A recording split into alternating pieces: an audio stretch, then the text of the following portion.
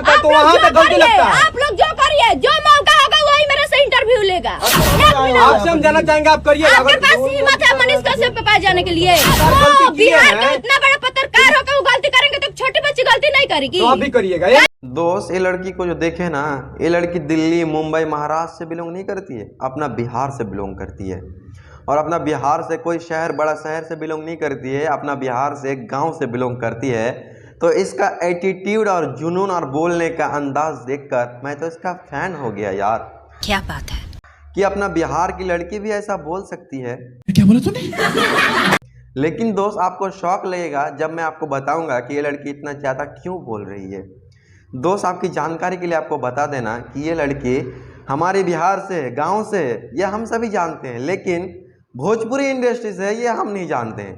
दोस्त, भोजपुरी इंडस्ट्री की है तो बोलेगी, लेकिन हाँ दोस्त, जो लड़की ने बोला है ना, एकदम जेन्युइन बात बोला है, इसकी हम फुल सपोर्ट करते हैं।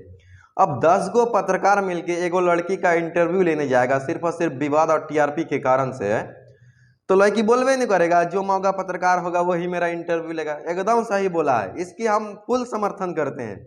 और बात है मनीष कश्यप के बारे में, तो कह रही है कि मनीष कश्यप इतना बड़ा पत्रकार, सही में मनीष कश्यप पूरे इंडिया का नंबर 1 न्यूज चैनल है सच तक न्यूज, और मनीष कश्यप उसके ओनर है। तो मनीष कश्यप पूरा इंडिया का नंबर 1 पत्रकार है, और उससे अगर गलती हो सकती है तो एक छोटी सी बच्ची है, काहे नहीं गलती करेगी यार। कर दिया गलती।